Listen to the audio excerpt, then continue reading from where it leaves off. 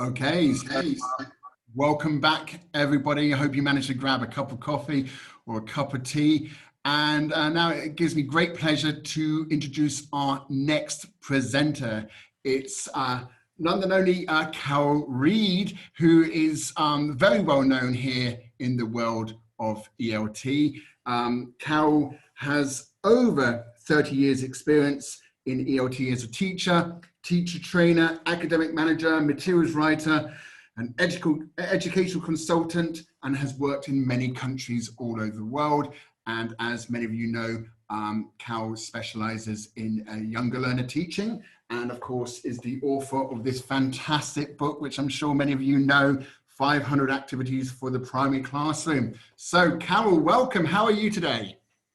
Thanks, Glenn. Thanks for that lovely introduction. I'm fine. I'm very well. Grey and rainy morning in Madrid. You're in Madrid. So we've just been to New Zealand, and now we're on the other side of the world here in Spain, via Poland, of course. So thank you very much, Carol. The floor is now yours.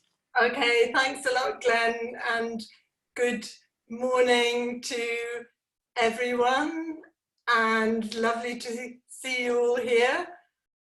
And great. Okay, so there we go. Let me just make sure I can see the chat box. Okay, fantastic. Yes, there it is. Okay, so welcome then to this webinar on a whole child approach, key to learning in uncertain times. Whatever their age, no child is immune to the anxieties, stresses and uncertainties that we're all living through with the pandemic. And this makes it more important than ever to adopt a whole child approach in our teaching. And in this webinar, we're going to talk about what is meant by a whole child approach. And I'd like to unpack the word whole as an acronym for 5 key ingredients. We're also going to explore a range of practical ideas suitable for different ages and levels, and that can be adapted whether you're teaching face-to-face or online. So what actually is a whole child approach? And if you could just now put any thoughts, words, ideas that come to you in the chat box there, so I can see whether we're on the same page. Just any ideas. What is a whole child approach? Can I see your ideas there? Okay, fantastic. Holistic, absolutely. Multisensory, developing all their skills. Fantastic.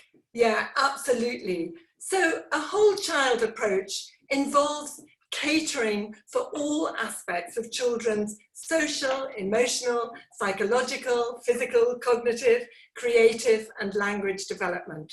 And language is just one aspect of their development. And we need to work towards this in a way that's integrated with all other aspects. And the paradox is that by taking a whole child approach and attending to all their developmental needs, children learn more English than in a more narrowly focused, language-driven approach. And we can illustrate a whole child approach quite simply with an example of an action song for preschoolers or lower primary. And I'm sure you all recognize the song there. My voice is a little hoarse, but you can just join in doing the actions and singing the first verse with me. So we go, 5 little ducks go swimming one day, over the pond and far away. Mummy duck says quack, quack, quack, quack, but only 4 little ducks come back. Okay, so the song potentially contributes to different aspects of children's development. Social, joining in singing with others, psychological, relating to the ducks getting lost, emotional, the pleasure in participation and the empathy that you feel with the lost ducks, physical, by coordinating actions in time to the rhythm, cognitive, counting backwards in this case, and associating the numbers with the ducks, creative, asking children to imagine why the ducks don't come back to their mummy immediately, and language, numbers 1 to 5, and of course other language and vocabulary that in a case of an authentic song like this is likely to be beyond the typical syllabus of the course book. But of course, a whole child approach depends on the way we do the song. If we just focus on language and numbers practice, we're missing out on giving children a more enjoyable, memorable, and valuable learning experience.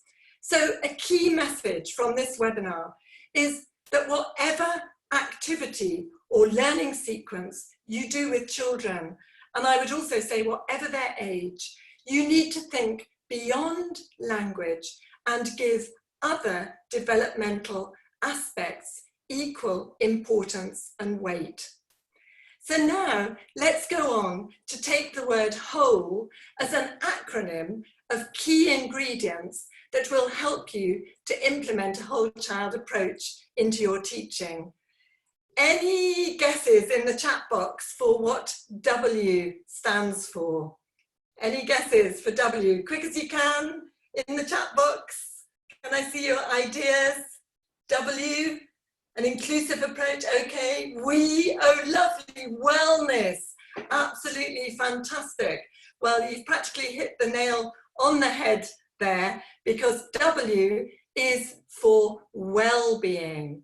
And well-being is difficult to define, and sometimes it gets equated with happiness, but it's not just happy, which is a temporary state and may also refer sometimes to getting what you want, which isn't always necessarily good for you.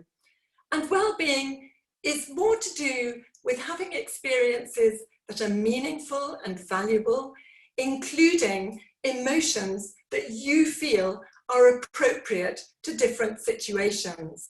In the literature on well-being, subjective well-being is talked about as referring to a person's own feelings and assessment of how well their life is going. And psychological well-being refers to their sense of purpose in life and also experiencing a sense of fulfillment or achievement. So essentially, well-being means feeling good, both about yourself and about the world around you, and being able to get on with life with confidence. And actually, one way of understanding well-being is to look at the behavior of people who have it. And according to psychological research, intentional activities identified that increase and maintain people's level of well-being include investing in close relationships, having high levels of gratitude and appreciation for others, being helpful and kind and altruistic, having an optimistic outlet, living in the moment, having exercise and a sense of purpose. And so for children, well-being includes all these elements that you can see here on the screen. I'm not going to read them all out, but as you can see, there's a balance between physical, psychological, emotional, and social aspects. So who has the key to children's well-being? And I think it's fairly obvious that it's parents, carers, family that are crucial to children's well-being. But teachers are also important as well, as this slightly adapted quote shows. I love this quote by Veronica de Andres. Parents have the key to children's well-being, but teachers have a spare one. I've slightly adapted the quote here. The original is self-esteem, but self-esteem is obviously also an important part of well-being. So how do we promote well-being in our classes, whether online or face-to-face? And I think there are two main ways. One is by, if you like, osmosis or permeation, terms that actually get used for developing culture. Michael Byrom uses that term, permeation, and osmosis, developing thinking skills. which also gets used in the literature. And I think well-being happens in the same way as well, but also through specific activities. And let's have a look at both. So it's not rocket science, but I think it's worth saying. Build positive relationships by creating a warm, friendly environment, showing that you care, listening with sensitivity and interest, and modeling behavior that you expect. And I think particularly we have to think about this when we're teaching children online, that we nominate children, that we make sure that we include them, that when they respond to online activities we acknowledge their contributions, and so on. By creating an inclusive classroom where children feel safe and diversity is valued, more than valued, it's celebrated. Use learning routines to frame your lessons and give children security and confidence that they know what to do and what to expect. And that's equally true online or face-to-face. Manage children positively by proactively training them in appropriate behavior, setting up those parameters for how you expect your children to behave. Valuing multilingual identities. Increasingly, our profession is not about teaching English as a foreign language, but it's about valuing children's multilingual identities, all the languages they speak, by encouraging comparisons between languages and also not always insisting on English. Scaffolding language and learning by using images, body language, mime, gestures, puppet, effective questioning techniques to support children's participation. Giving positive feedback and encouragement, including, importantly, descriptive praise, which helps children build up their self-knowledge about what they can do. And the last point there, including collective and cooperative activities. So collective activities such as singing and storytelling with a communal focus that has everyone, as Van Leer says, intersubjectively engaged, and cooperative activities such as projects which provide opportunities for children to develop social and language skills in an integrated way. So let's just have a look at an example. That's the kind of osmosis side. So let's have a look at three examples of practical activities that we can do. And the first one is to help create a sense of classroom community, team spirit, bonding, and a sense of belonging. Important face-to-face or online. And what you do is brainstorm positive team values. This may be by referring to teams that the children know, sports teams, for example, and also that is an opportunity, of course, to introduce vocabulary that may be needed. So children then choose one value and design and make a card, which can be as elaborate as the time you wish to spend on this, for a team, or rather class, poster or flag. And during this time, what you want to emphasize is children's individual contribution to a collective outcome. And remember that acronym TEAM, together, everyone achieves more. Children then think of a name, decide on a name for their team. Of course, you could use an online poll to do this. You could gather their suggestions and then they vote for the one they like best, you know, the online heroes or whatever it is. And you can then refer to the class going forward by name. Come on, online heroes, to reinforce that sense of community. And children can, of course, design a logo for their class team.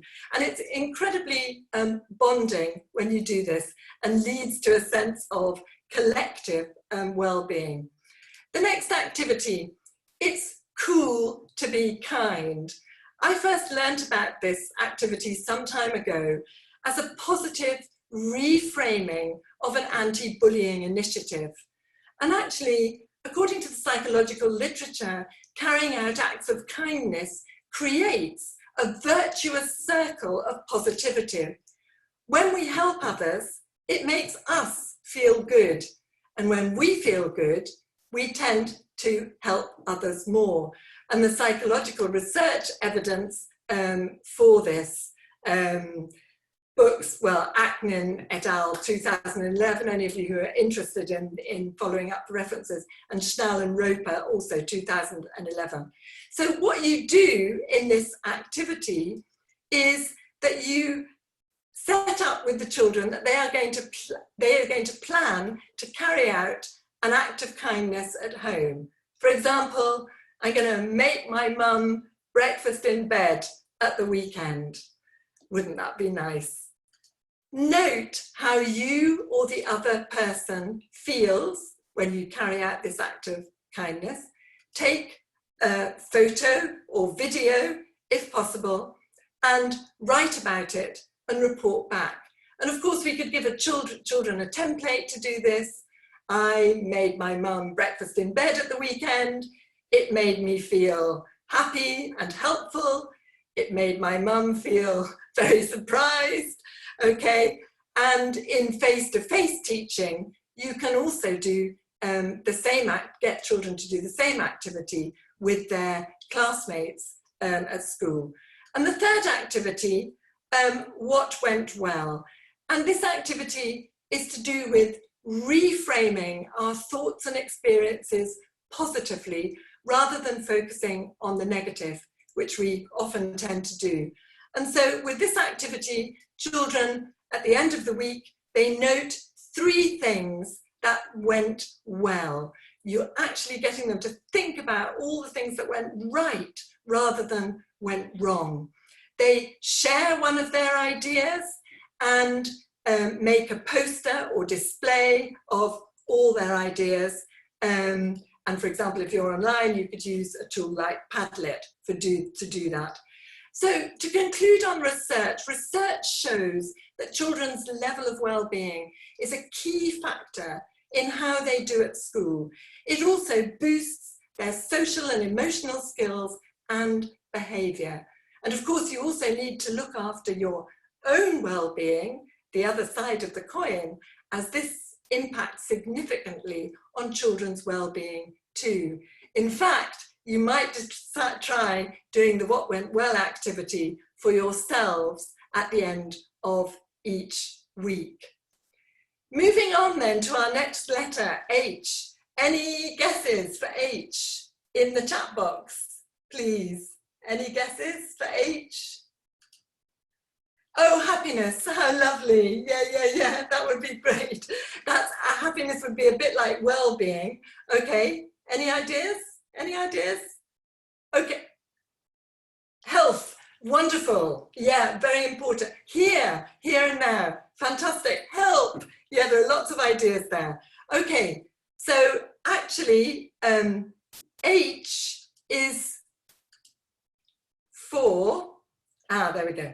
H is for head and heart. Hulligan's hope. Oh, I love it. Okay, I could add all these.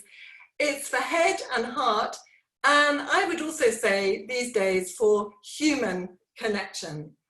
The importance of engaging head and heart for effective and pleasurable learning, and whether you're teaching online or face-to-face, the connection and bond that you establish with children has a crucial role to play in their learning. And head, of course, is to do with the appropriate level of cognitive challenge to develop important thinking and academic skills across the curriculum, and the development of metacognition is also important, as we'll see a bit later. And heart, obviously, to do with your feelings and emotional response to learning, and relates to the whole area of social and emotional learning. And practical examples of things that are easy to access and use, whether in online or face-to-face lessons, has directed the choice of examples that I share with you. And so I'd like to start off just looking at the appeal of images. And obviously we want to use license-free sources for images and use them to stimulate children's thinking and do a range of activities, whether face-to-face or online. So with this one, first of all, what is it? In the chat box, quick as you can, please. What is it? What is it? Yes, yes, absolutely. It's a dolphin. So we might do a see, think, wonder activity based on this image, a visible thinking routine from the Harvard Project Zero. So you might put any ideas you have in the chat box. I see, or I think, or I wonder. Okay, you could do that. One activity that I've done with this image is to get children to count as fast as they can how many teeth they can see, to count or estimate how many teeth. Can you have a quick guess in the chat box? How many teeth can you see? 40, okay, lovely. Actually, when I've counted this, I've seen 64, probably wrongly, but apparently 80, yes, apparently dolphins have between 80 and 100 teeth. But actually, when they eat fish, they swallow them whole. So, you know, there's a good inquiry-based learning question there. Why do dolphins have all these teeth? The other thing that I've done with this that you can use with many other images as well is a speech or thought bubble competition. What's the dolphin thinking or saying? And of course, very often we can combine the use of images with a graphic organizer, such as a KWLH grid, as a stimulus for self-directed investigation and project work to be done outside the lesson. And using a grid like this is a way of integrating language skills, thinking skills, research skills, metacognitive skills. The grid actually usually has 3 columns, but I like to add a 4th to get children to reflect on the process of their learning. So using the image of a dolphin as a springboard, children complete the grid with things they already know about dolphins. They then formulate questions about what they want to find out, and children can copy and complete the grid individually or work collaboratively in breakout rooms, or alternatively, when teaching remotely, you can use a tool like the wallpaper format of Padlet to get children to collaborate and share their ideas for questions about what they want to know. And I'm sure you're using this very frequently, but you create the Padlet and copy the link into the chat box and children post their questions. I would just say one really important thing here is to respond whenever a child posts a question and contributes. You know, sometimes as teachers, we're so busy wondering whether we're managing to use our technology tools correctly, we forget about the investment a child has made in actually posting a question. And I've heard children say, well, I contribute things, but my teacher never says anything, so I'm actually not going to bother anymore. So I think that is a really, really important point when you're working with children online. Children can then, for example, choose 3 questions to investigate, or all the questions that interest them. And outside in asynchronous time, children do research and prepare a presentation or fact file on dolphins to present to the class, possibly using a kid's search engine such as Kiddle. You can also use an image like this as a springboard into inquiry-based learning, building on children's curiosity and what they know, and leading to discovery and in an autonomous and motivated way, followed by reflection on learning.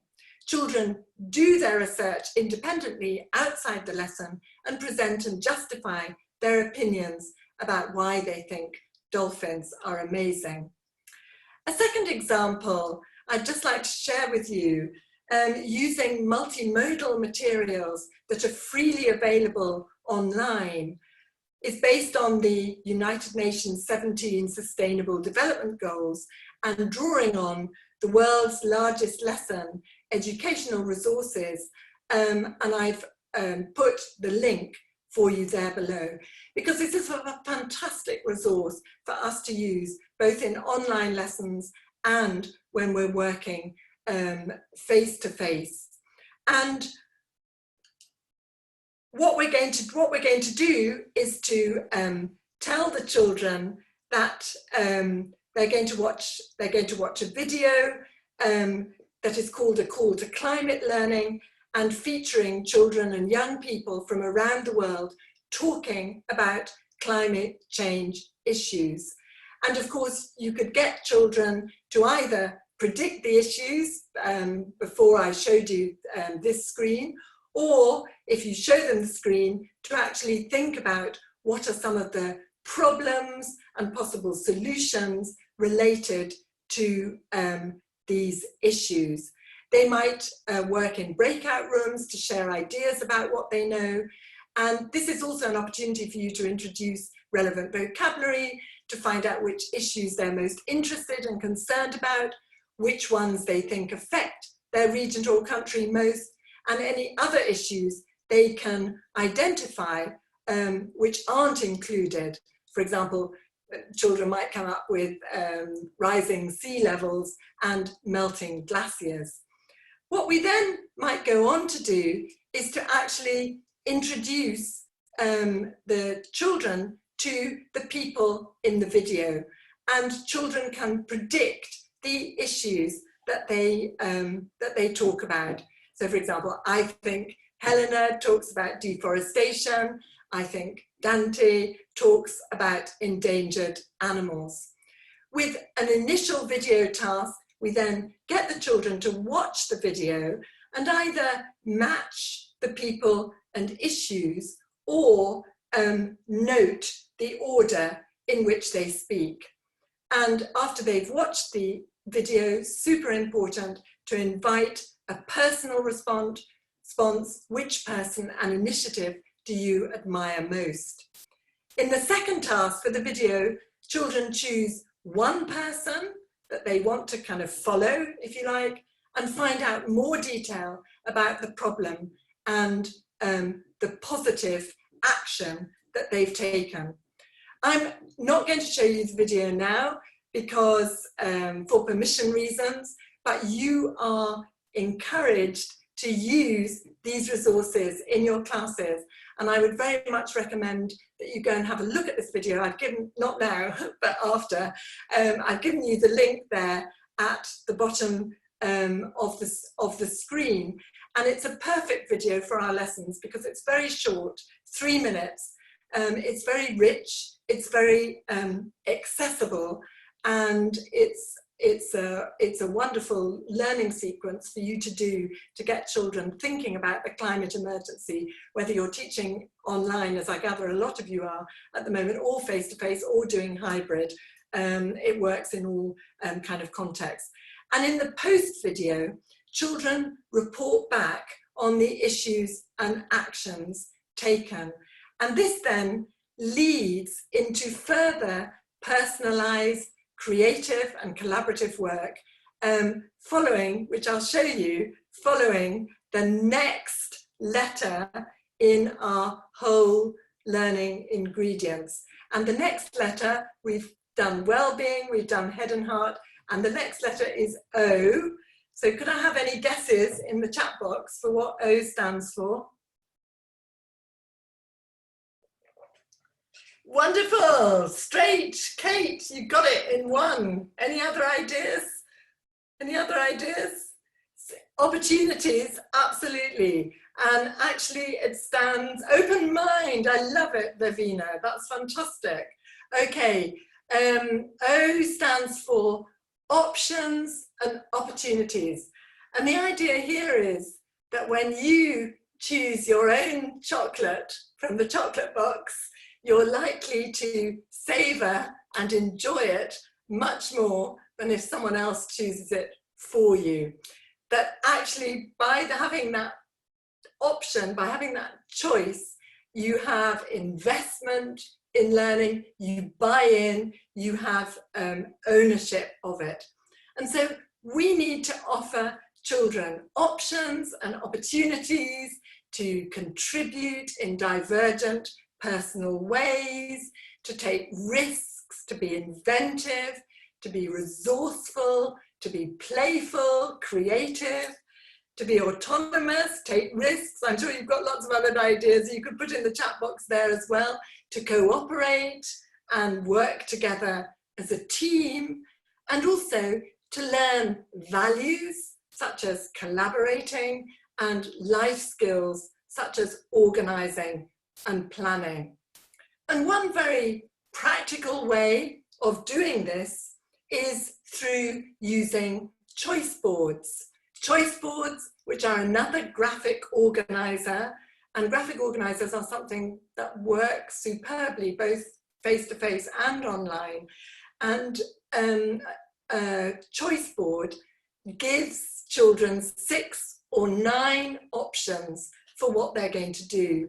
So this offers autonomy, it creates buy-in and ownership in carrying out tasks, and importantly, it also allows you to differentiate the level of difficulty or the nature of tasks to meet the needs of different students. So going back to our climate example video that we were looking at a bit earlier, when children have watched the video and done work on comprehension and the vocabulary and actually rehearsed being able to talk about the issues for themselves, we offer them a choice board with outcomes that they will produce as a result of all their learning. And these options for project-based work that I've put up there on the screen, I'm not going to read them all out, but you can read them yourselves there now. And these options for project work derive from the positive actions that children have heard about in the video. And very often, if you put up a choice board like this, you know, a child will say, well, I've got another idea for something that I want to do. And that's absolutely fantastic as well, or that we want to do, and that the children are going to work on together. So options and opportunities are a crucial ingredient of whole learning. Moving on now to letter L. Any guesses for letter L in the chat box? Love, oh, I love it. Who's that? Karina, fantastic. Love, lean on me, lovely. Okay, not lean in, not the, okay, lean on me, yes, depend on me, learning, laughter, oh, fantastic, that's lovely, laughter I love, because it's absolutely a key ingredient, isn't it? Any others? Any other ideas? No, well, that's fantastic. Actually, I mean, my L is far more pragmatic, I must say, because being an English language teacher, I'm thinking of that, and that actually a whole child approach in an ELT context also does need to cater for children's language needs as much as possible. So L in this model is for language and literacy. And as part of a whole child approach in an ELT context, we do need to make sure that we do everything we can to develop and enrich children's language and literacy. We have a responsibility towards our children, towards the institutions that we work for, the expectations of parents, and so on. So language and literacy is really important. And of course, there are many, many different ways that we do this. And one that many of you will be familiar with is using picture books. And I would say here that when we're using picture books, that the key in a whole child approach is to focus on meaning-based activities and to value children's diverse personal and emotional responses rather than to insist on language practice for its own sake. There's nothing quicker to kill children's enjoyment of a story than to insist on repetitive grammar practice of a particular structure that may come up. All these examples on the screen here are, picture books that I've used with children over the years, sometimes many years. Those of you spotting Megan Mogg there, which was published way back in the 80s, and that I've used for years. Other ones much more recent, such as And Tango Makes Three, which is the most delightful story about family diversity. Of course, it's difficult for us to use picture books when we're teaching online.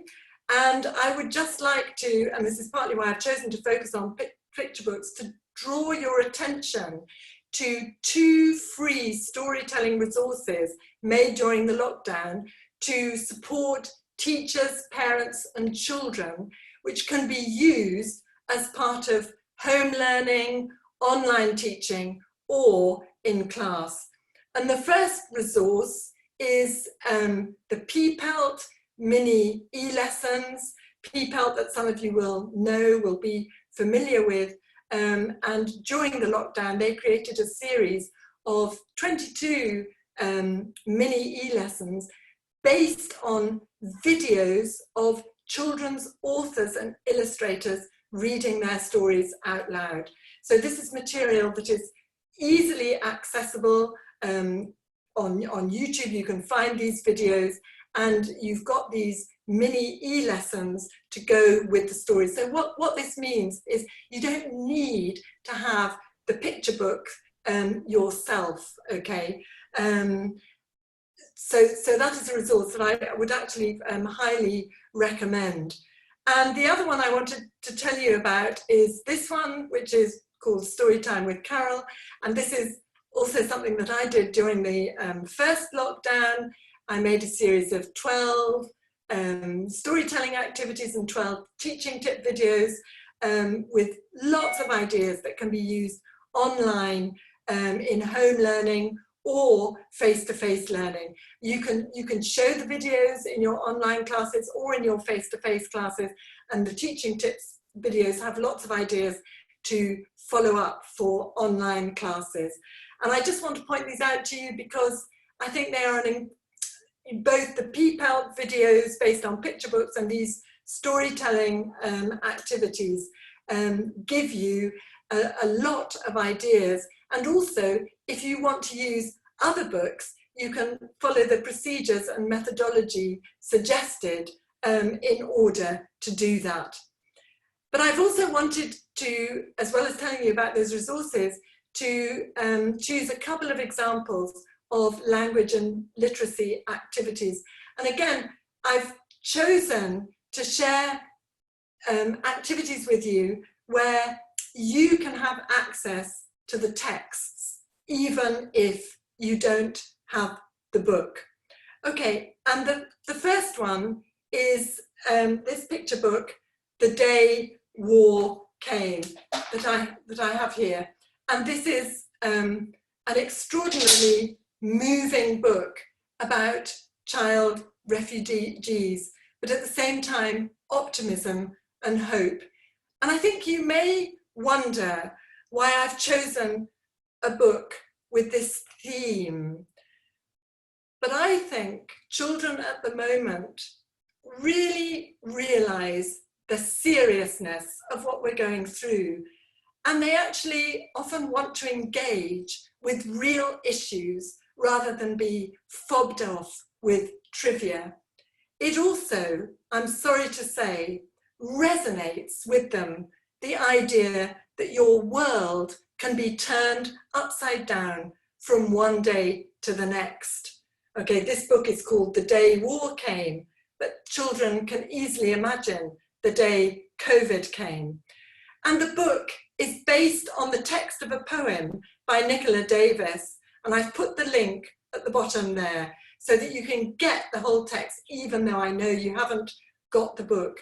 And this was a poem written in response to an appalling moment back in 2016, when the British government refused entry to 3,000 unaccompanied child refugees. And it's also beautifully illustrated by Rebecca Cobb. And the book enshrines children's right to be safe and to have an education. How resonant is that for us now? And it also provides opportunities for children to develop empathy, understanding, and explore difficult issues, as well as the power of kindness. And the chair in the story becomes a symbol of solidarity and hope. So of course, there's a lot of work that we can do on this book. For example, just thinking of the cover that you have before you now. Why do you think, asked the children, why was it decided to design the title words in that way? And actually, when you show them the back of the book, which you can see now, The Day War Came, it opens up as a complete double image. We then might ask the children to describe the little girl on the cover. How do you think she's feeling? Why has she got her hands over her ears? And then also, one of the things that is standard to do when you're using a picture book in class is to actually read the blurb on the back of the book, which starts off, imagine if on an ordinary day war came. Imagine if you had to make a dangerous journey. Imagine if you had lost everything. And so we can ask children, what's the author asking us to do? And at the end, gave you something small but very precious. We can ask children to predict whether they think the book is going to be a book of hope or despair. And you may think this is a very dark and serious subject, but I really think that these days, children, of course there are other things as well, but I found that this book actually resonates hugely with children. And there are lots of activities that you can do, but as a creative challenge, the chair, which becomes the symbol of hope at the end of the story, and children all bring a chair so that all the children who are being excluded from school can go to school. You get children to design their own chair that they will bring. And the second activity for language and literacy that I would like to share with you is also based on a text that you can freely access online. Again, this is one of the reasons I chose it. And this is based on the most extraordinary essay by Arundhati Roy that you may have already read. I would suggest this activity is good for secondary learners, it's good for adult learners. And I've just put the text of the last two paragraphs of the essay on the screen there. And I think you would actually just take a moment to read those two paragraphs.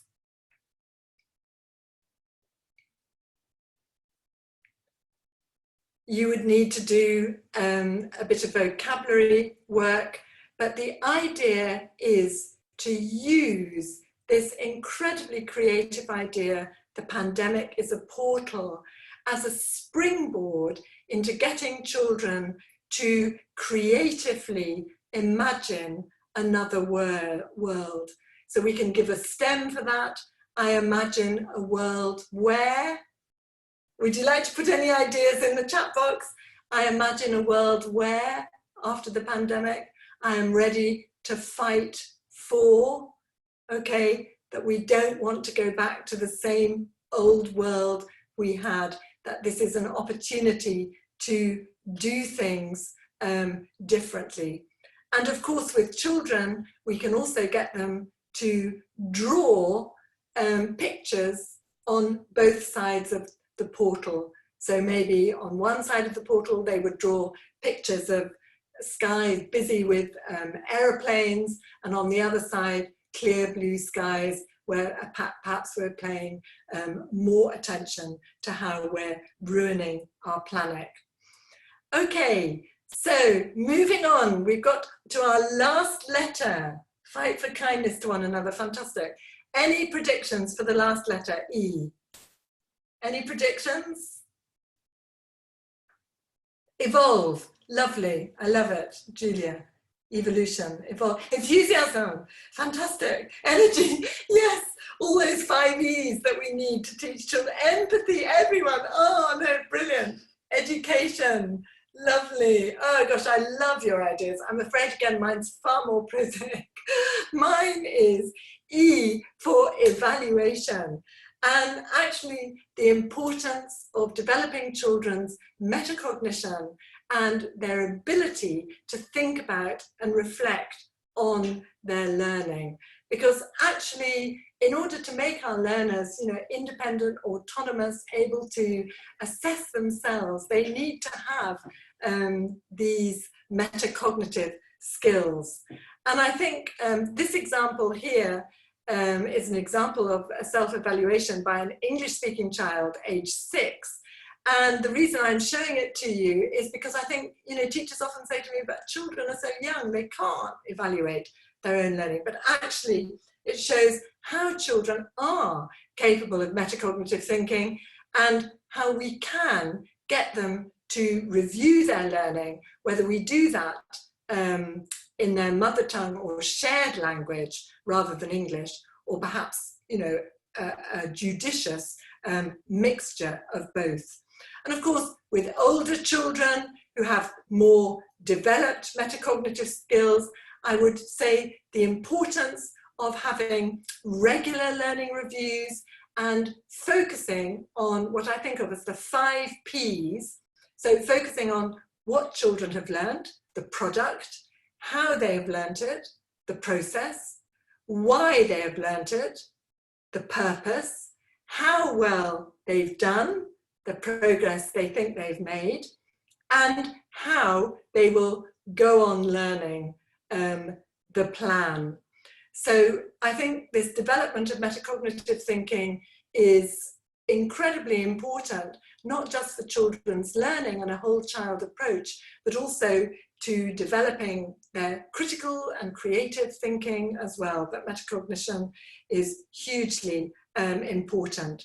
So I think that brings us to the end of our 5 key ingredients, and there they are recapped on the screen for you there. And I'd love to add all the wonderful ideas you had as well in this session. And I think my final message is that whatever their age, and very often a whole child approach is used exclusively to talk about preschool children, but I would suggest actually far older than that. So whatever their age, by integrating all aspects of children's development into our teaching, we not only enrich children's learning experience and develop their well-being, make them feel confident in themselves and support their learning, but we also achieve more successful and long-lasting learning outcomes. So I think that brings me to the end of the session. Thank you very much, and for all your lovely contributions. And if there are any questions, I'm not sure, but I think there's a few minutes to answer some questions if anybody has any questions. Let me have a look at the Q&A here. Do you know picture books online versions? Yeah, there are plenty of sources of picture. I mean, if you just put picture books online, you'll be overwhelmed actually by how many there are. There are YouTube videos of children's authors and illustrators reading their own picture books. There are some videos that actually I'm not, because for copyright reasons you're not allowed to do it yourself and record things that aren't your own copyright, but there are plenty of sources. And actually, I'm trying to remember, I think it's through We Are Teachers that during the pandemic, we're still living the pandemic, during the early spring, children's authors were recording videos of their books in order to support children's learning at home. There are also a lot of animated versions of picture books. For example, the Oliver Jeffers picture book that I showed you on the screen earlier, the Gruffalo, exactly. The Gruffalo, there's a whole website on the Gruffalo, and masses of resources out there. So if you just put, you know, picture books and children's learning or picture books and ELT, you'll come up with a lot of things. Any other questions?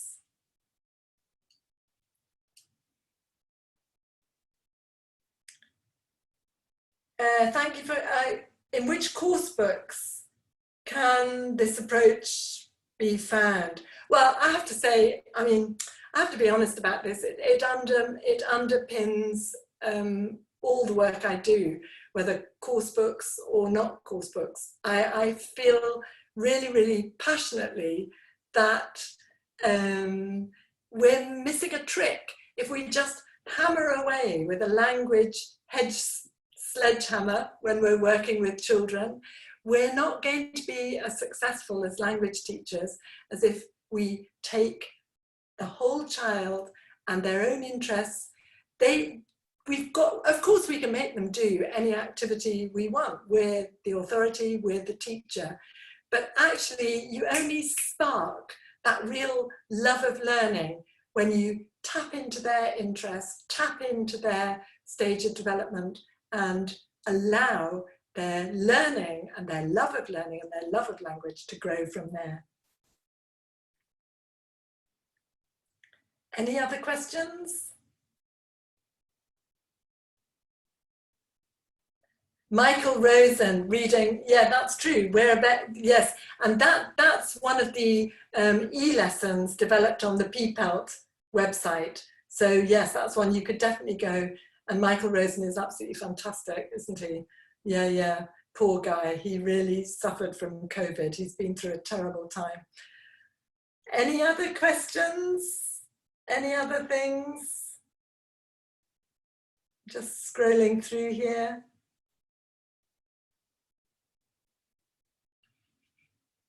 No? Okay.